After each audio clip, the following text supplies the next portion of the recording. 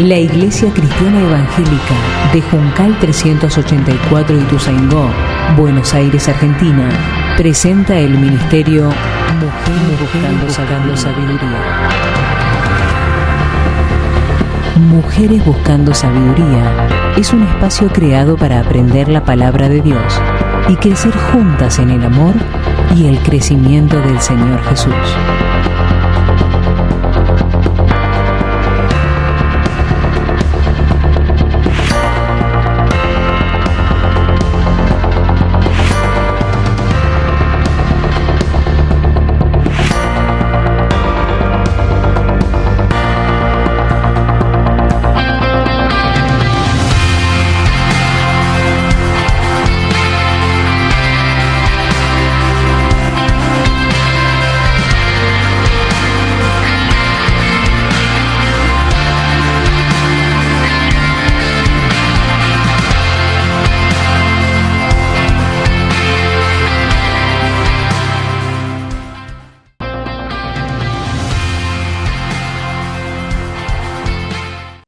Muy bien, buenos días a todas. Es un privilegio poder compartir con cada una de ustedes este tiempo hermoso que el Señor nos regala. La verdad que para mí es un honor poder compartir su palabra y es algo que disfruto mucho. La verdad que la parte de la enseñanza, de compartir, me encanta. Bueno, hoy día nos toca la alimentación de los 5.000. Y estaba pensando en los propósitos de las señales, ¿sí?, que tenemos registradas en la palabra de Dios. Y yo decía, bueno, todas estas señales fueron justamente para que las personas pudieran creer en el Señor Jesús, ¿no? Y si nos ponemos a pensar en estos milagros o en estas señales, fueron realmente increíbles, fueron impactantes, ¿no? Pensar, ponerse en el lugar, si uno hubiera estado ahí como un espectador observando estas señales o estos milagros, realmente qué maravilloso, ¿no? Y hay alguna información importante acerca de este milagro de la alimentación de los 5.000. Es el único milagro que se relata en los 4 evangelios. ¿Sí? Vieron que a veces tenemos un milagro que se relata en 2 evangelios o les agregan algunos datos más los escritores, pero en este caso de la alimentación de los 5.000 lo encontramos en los 4 evangelios. Y Juan quería brindar más detalles o aportar por ahí un poquito más de información acerca de lo que había pasado en ese momento, ¿no? Y Juan siempre presenta al Señor como el Hijo de Dios, ¿sí? Como la persona en el que debían creer, y siempre él está destacando y resaltando esta cualidad del Señor y esta característica de ese Dios, ¿no? Y en los capítulos anteriores se menciona, en el capítulo 2 de Juan, tenemos la transformación del agua en vino. Y es un milagro que está puesto ahí justamente porque el Señor ya quería ir preparando lo que se vendría a continuación, porque en el capítulo 2 de Juan tenemos la transformación del agua en vino, y en el capítulo 6, a partir del versículo 25, tenemos la parte donde Jesús habla que Él es el pan de vida, ¿sí? Entonces, hay 2 milagros ahí, la transformación del agua en vino, y tenemos este milagro que va a hacer el Señor acá de la alimentación y de la multiplicación de los panes, pero usa estas 2 figuras o estos 2 elementos del vino y del pan para ir preparando lo que sería la Santa Cena, ¿sí? La representación de su cuerpo y de su sangre. Y me encantó ver este detalle porque no lo había tenido en cuenta antes, de estos milagros, ¿no? De la transformación del agua en vino y de la multiplicación de los panes, y cuando él habla que él es el pan de vida, estas 2 figuras o elementos que tenemos en la Santa Cena y de que Él nos dejó para poder recordar su muerte y su resurrección y que se siga predicando de su nombre. Se cree que entre el capítulo 5 y el capítulo 6 de Juan ha pasado aproximadamente un año, ¿sí? En el capítulo 5 el Señor manda a sus discípulos que fueran a predicar, ocurren varios acontecimientos, pero se cree que entre el tiempo del capítulo 5 al 6 ha pasado aproximadamente un año, por las fechas que aportan dichos capítulos, ¿sí? En cuanto a las fiestas judías. Cuando empieza el capítulo 6 dice que estaba por celebrarse la Pascua, ¿sí? Entonces, los estudiosos hacen esa relación de que ha pasado aproximadamente un año entre un capítulo y otro. Y bueno, este milagro de la multiplicación de los panes, como habíamos dicho recién, le da pie al Señor para hablar unos versículos más adelante acerca de que Él es el pan de vida, ¿sí? Y me llamó la atención también de que la gente siempre buscaba a Jesús, o la mayoría de las personas de la multitud buscaba a Jesús por lo que Jesús podía darle, ¿sí? Quizás por la sanación de enfermedades, quizás por los milagros, quizás por la misma alimentación. Entonces muchos lo buscaban a Jesús para ver qué podían recibir de él, pero no lo hacían en una actitud de realmente confiar y de creer en ese Jesús, sino que era poder ver qué podemos sacar de beneficio. Y aunque el Señor conocía las intenciones de los corazones de esas personas que estaban interesadas no en la fe, sino en poder sacar beneficios, aún así Jesús tenía misericordia y tenía compasión de estas personas y asimismo las ayudaba, asimismo las sanaba, asimismo estaba con ellos, ¿no? Me encantó esa observación, ¿no? Porque uno muchas veces puede decir, me busca por interés o me llama por este interés, pero yo tengo que ser compasiva y misericordiosa y aún seguir haciendo lo que el Señor me pide. Y yo hice un cuadro comparativo, a mí me encanta mucho lo visual, me encantan mucho los ejemplos con cosas que nos queden grabadas, y yo hice un cuadro comparativo en los cuatro evangelios con respecto a la alimentación de los 5.000. Y en Mateo menciona en su capítulo 14 este milagro y en donde menciona Mateo que Jesús tuvo compasión de las personas.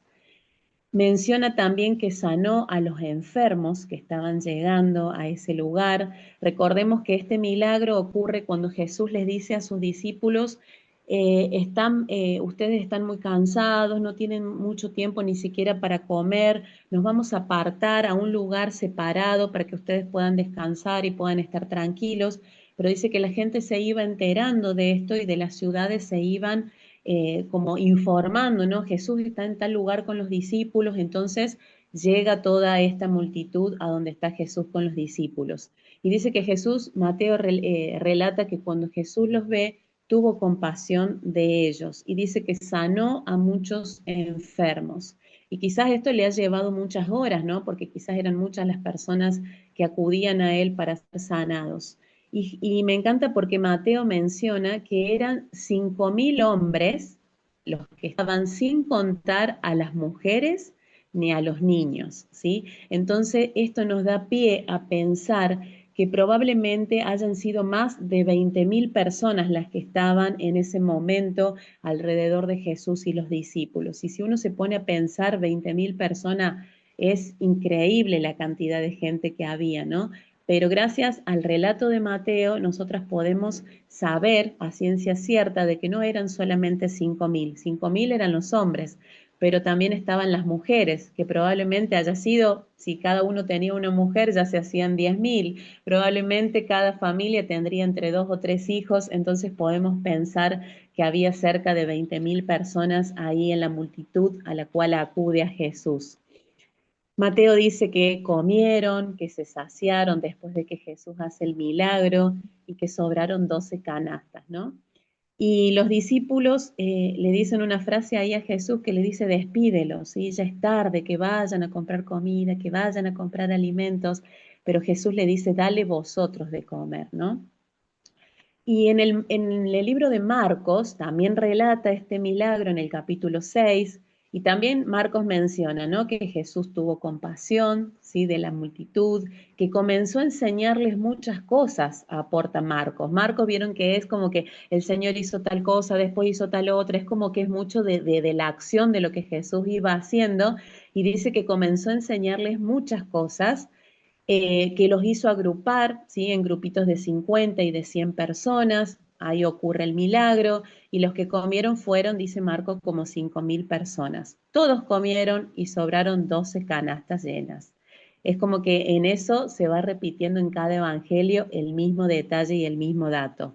Y los discípulos vuelven a decir, despídelos, que ya es tarde, que vayan a comprar alimentos, que busquen qué comer. Y Jesús vuelve a decirle, dale vosotros de comer. Y los discípulos dicen que vayamos y compremos pan por 200 denarios y le demos de comer.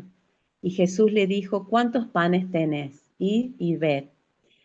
Vamos al libro de Lucas. Seguimos haciendo este cuadro comparativo en los 4 evangelios. En Lucas 9, dice que Jesús les hablaba del reino, ¿sí? Jesús les enseñaba, como decía también Marco. Lucas también menciona que sanó a los enfermos, que los hizo sentar en grupo, que comieron y se saciaron y sobraron 12 cestas. Los discípulos de vuelta, menciona acá Lucas, despídelo. Jesús vuelve a decirle, dale vosotros de comer. Y los discípulos ahí, viene un discípulo y le dice, tenemos 5 panes y 2 pececillos, ¿no?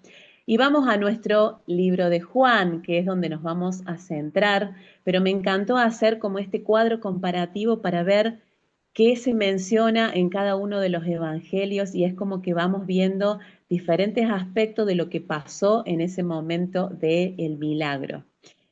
En nuestro capítulo 6 de Juan, vamos a leerlo rapidito, dice, después de esto Jesús fue al otro lado del mar de Galilea, el de Tiberias, y le seguía gran multitud porque veían las señales que hacía en los enfermos.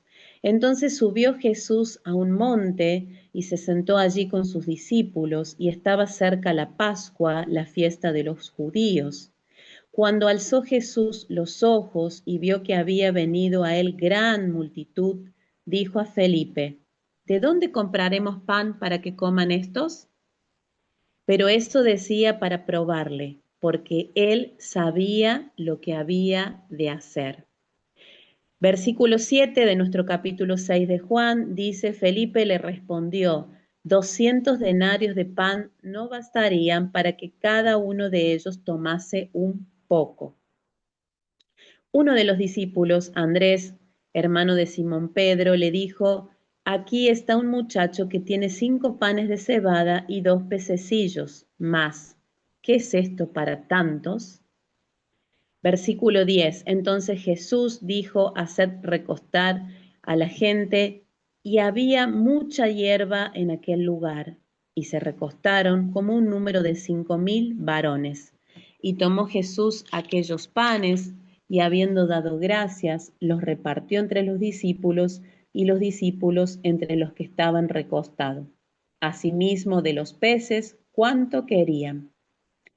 Versículo 12. Y cuando se hubieron saciado, dijo a los discípulos, recoged los pedazos que sobraron para que no se pierda nada. Recogieron pues y llenaron 12 cestas de pedazos que de los 5 panes de cebada sobraron a los que habían comido. Aquellos hombres entonces, viendo la señal que Jesús había hecho, dijeron, este verdaderamente es el profeta que había de venir al mundo.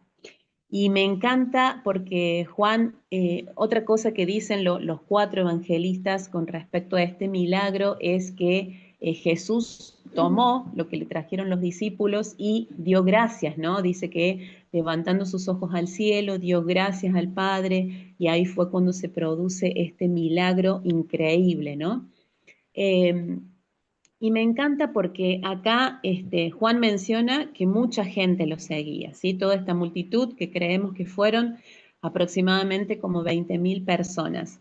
Y anoche charlando con mi hermana le digo, ¿por qué se llamará el título de este relato, de esta señal preciosa, de este milagro, la alimentación de los 5.000? ¿sí? Tendría que llamarse la alimentación de los 20.000, porque uno le resaltaría más el título y diría, wow, si bien uno sabe que la Biblia se fue después acomodando por párrafos, por versículos, fueron poniendo los títulos, pero yo digo, qué impactante hubiera sido, ¿no? Pero el Señor quiso que tuviera ese título, la alimentación de los 5.000. Y en Juan menciona que Jesús lanza una pregunta, ¿sí? Les da esta pregunta a los discípulos y le dice, ¿dónde vamos a comprar pan para que coman? En el versículo, acá, ¿de dónde dice el versículo 4? El versículo 5, perdón, cuando alzó Jesús los ojos y vio que había venido a él gran multitud, le dijo a Felipe, ¿sí? Fue específico con él, ¿de dónde compraremos pan para que coman estos? Y vemos después que Jesús, él ya sabía lo que iba a hacer. ¿Por qué hace esto? Porque realmente quería que sus discípulos pensaran y reflexionaran y sacaran lo que había en su corazón, ¿no? Muchas veces las pruebas y las situaciones en las que el Señor por ahí nos envuelve o nos hace vivir quizás alguna prueba, alguna situación difícil, es para que nosotras conozcamos nuestro propio corazón, porque el Señor ya conoce lo que hay dentro de nuestro corazón, de nuestra mente, nuestros pensamientos. Entonces es para que nosotras podamos reflexionar y podamos decir, mira, yo estaba pensando esto, yo tenía esto en mi mente, realmente tengo que crecer en fe, realmente tengo que cambiar esto. Y el Señor trae estas situaciones para poder seguir trabajando en nuestros corazones, ¿no? Y me encanta esta pregunta que le hace Felipe, porque yo me imagino al Señor, o sea, Señor, si vos no sabes de dónde vamos a comprar, de dónde vamos a sacar comida, ¿cómo vamos a ver nosotros? ¿No? Me imagino la expresión ahí de los discípulos como diciendo, Señor, no sabemos. Y, y me encanta, ¿no? Porque Juan menciona ahí bien esta pregunta puntual y también podemos sacar esta enseñanza para nuestras vidas. Su respuesta es que 200 denarios no alcanzaría para alimentarlos, ¿sí? 200 denarios significaba el sueldo de varios meses, ¿sí? Aunque tengamos bastante dinero, ¿de dónde vamos a ir a comprar? ¿De dónde vamos a sacar alimentación para tantas personas, ¿no? Y viene Andrés y trae a un muchacho, ¿sí? De la multitud, a un niño, ¿sí? Y trae a este niño probablemente con su merienda, ¿sí? Con la porción que tenía para comer en esa tarde y sabemos que ahí había 5 panes y 2 pececillos, ¿no? Y dijo, ¿qué es esto para tantos, ¿no? ¿Qué es esto poquito que tenemos acá para darle de comer a tantas personas, ¿no? Entonces, ahí es donde Jesús le dice a sus discípulos, le da esta indicación, vamos a hacer una cosa, los van a hacer recostar en esta hierba que había, dice que abundante hierba en ese lugar, vamos a hacer que se recuesten ahí, que se queden sentados. Entonces Jesús tomó esta alimentación que era poquita, la merienda de este niño, y él multiplica, ¿no? Y acá ocurre el milagro, ¿no? Y pensaba, y quizás muchas veces hemos escuchado esta frase de decir, lo poquito en las manos de Dios, Él lo multiplica y nos deja realmente admiradas, nos deja realmente sorprendidas, ¿no? Los hace recostar y Juan también menciona que se saciaron, ¿no? Quiere decir que cuando uno ya está saciado de la comida, que ya comió, se alimentó, decir, es la expresión de decir, no doy más, ya me llené, ya este es mi límite, ya no como más porque realmente estoy satisfecha con lo que he comido. Y los 4 evangelistas lo dicen, las personas se saciaron, o sea, no es que comieron un pedacito como para calmar un poquito el hambre de ese momento, sino que realmente quedaron satisfechos, sus cuerpos quedaron llenos de ese alimento que Jesús multiplicó. Y dice que recogieron 12 canastas, ¿no? Los 4 evangelistas dicen que sobraron 12 canastas llenas de ese pan.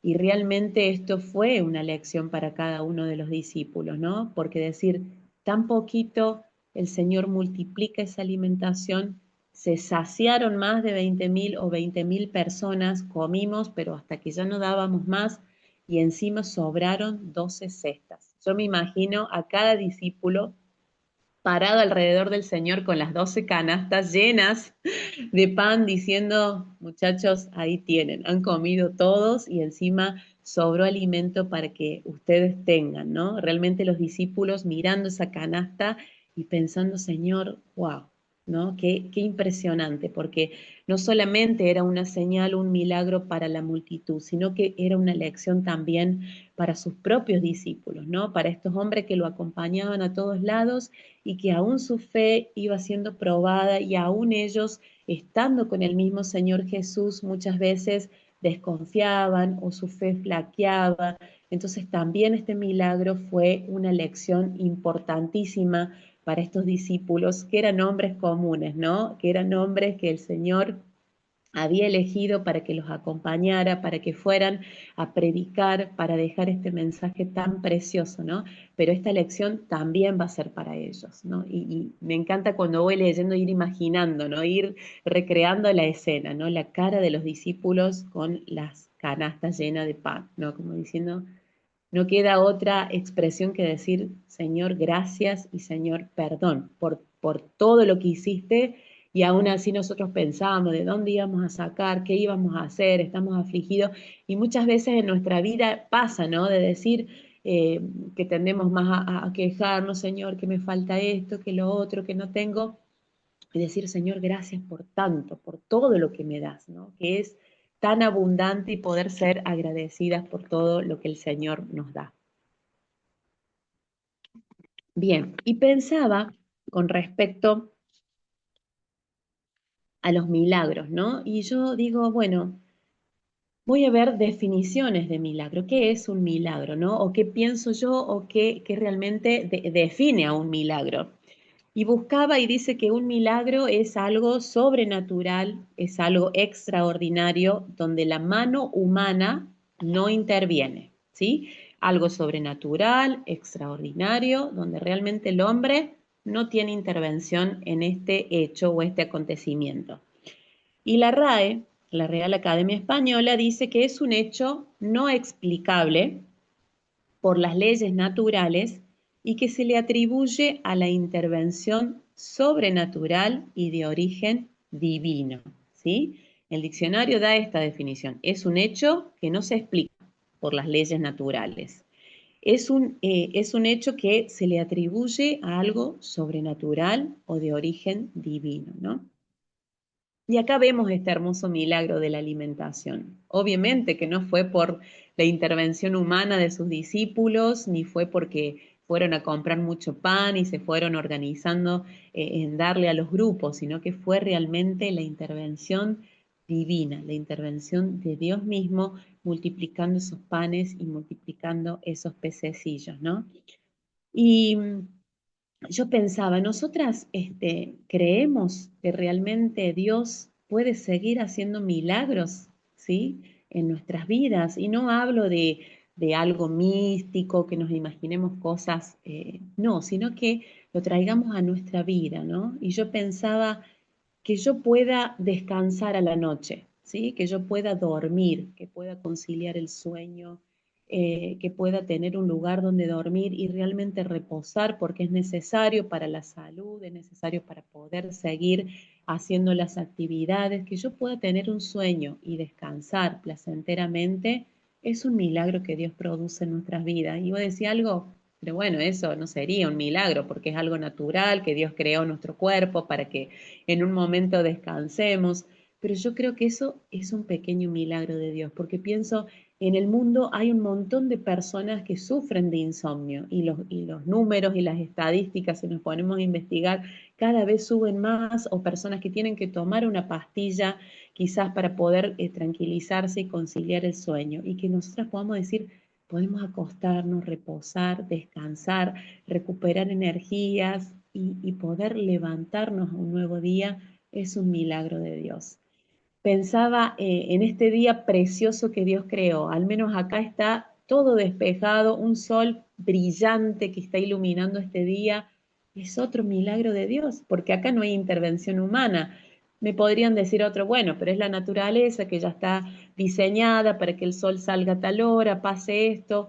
y vamos como naturalizando estos pequeños milagros que Dios hace en nuestras vidas día tras día, de poder descansar, poder levantarnos, ¿sí? Poder tener salud, poder estar con ánimo, poder tener gozo, poder disfrutar de ver un hermoso amanecer, un hermoso atardecer, poder disfrutar de la misma creación que Dios hizo, de ver las aves que bajan, comen las semillitas y vuelan y no les hace falta nada. Eso es un milagro de Dios que sostiene su creación y que tenemos que ser sensibles a poder disfrutar de estos milagros que Dios hace a diario a nuestra vida, ¿sí? Y también pueden ser situaciones particulares, ¿por qué no? Yo pensaba muchas veces, mis hijos han estado enfermos, quizás no con una enfermedad grave, sino simplemente quizás con fiebre o quizás con un malestar estomacal. Y uno cuando ve a los niños sufrir o que están tiraditos ahí como un papelito, el corazón realmente se le estremece. Y uno lo primero que hace, Señor, por favor, sanalo, Señor, tráele alivio a su cuerpo, sacale esta fiebre que tiene, Señor, por favor, que su estómago se libere de quizás lo que le ha caído mal, que pueda sentirse mejor, recuperar la salud. Y créanme, chicas, que yo un montón de veces he visto ese milagro que vos podés decir, bueno, pero le diste el ibuprofeno, le fue haciendo efecto. Que sí, obviamente, Dios creó también la medicina y permitió que esté la medicina para ayudarnos, ¿no es cierto? Pero esa recuperación que vos decís, quizás durmieron un ratito y se levantaron y vos decís, parece que nunca estuvo enfermo, ¿no? El otro día me pasó particularmente con mi hija que estaba re descompuesta del estómago y no toleraba ni agua. Y estaba ya con ese pálido que es medio amarillentito porque ya no tenía nada en el estómago. Y yo digo, ay Señor, por favor que se recupere, que tú la sanes. Y en mi mente oraba y pedía por ella.